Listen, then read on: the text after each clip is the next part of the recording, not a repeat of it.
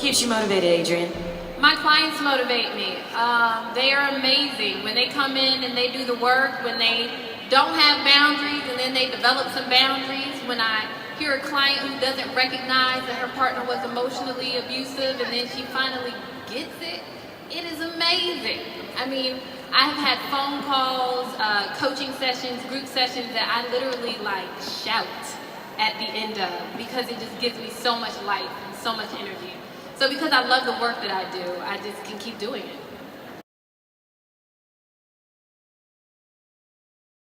I wasn't really, I guess I'll say even raised to think about. I grew up and I knew that I was going to get a job and I knew that I was going to get promoted and I knew that I was going to get promoted again, you know, and I was thinking about making money and moving forward that way. I actually feel really called to the work that I do. So when I started my business, I was tripping on myself. Like, I couldn't believe that I had the audacity to charge people money to come talk with me, right? Or to charge people money to come to one of my workshops. I was blowing my own mind. So I joined this organization called NABO, the National Association of Women's Business Owners, and I was recruited by a lot of old white ladies who were like, we need diversity, and they're not, and we don't just want you because you're black, we want you because you're young, and we want you because, you know, all these other reasons. And these women really, really helped me assert myself as a businesswoman. They sat down and said, Adrianne, stop doing stuff for free. It blew my mind. They said, Adrianne, how much is an hour of your time really worth? And when I wrote it down, it scared me.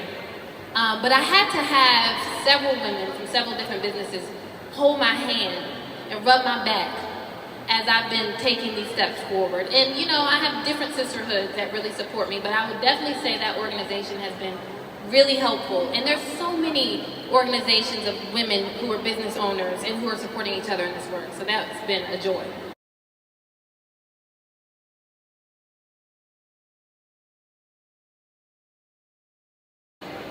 What about you, Adrianne? How would you spend your $10,000? I agree with everything that they said. I actually don't have anything to add here, but you started the question with saying, you know, if you didn't have a business.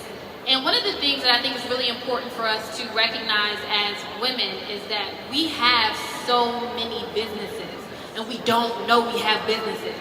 You are braiding people's hair, people's children's hair. You are keeping their kids. You are listening to their problems, and somebody gets paid to do that. I think it's so important that we recognize and value our gifts and what we do, because somebody in this room can make a slamming pound cake and people are waiting in line for your pound cake at church and about to push people out the way for your piece of cake for a piece. You don't recognize that you have a $40 pound cake right there. So I think it's so important for us as women to recognize our gifts and talents and our work as valuable work and needed work and charge people for it. Thank you. Amen. Yes, charge. That's right.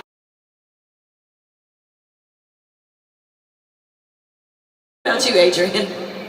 I'm a little embarrassed to say this as a wellness coach because I really coach people on balance and self-care and boundaries and all of those things. But my biggest loss has been sleep. Because I do what I love. I love what I do. What a privilege. And I can do it all day.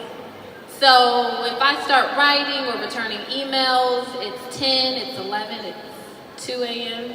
And I'm like, I have to have more balance with this work. But I love what I do, and I think that's one of the great things about being an entrepreneur.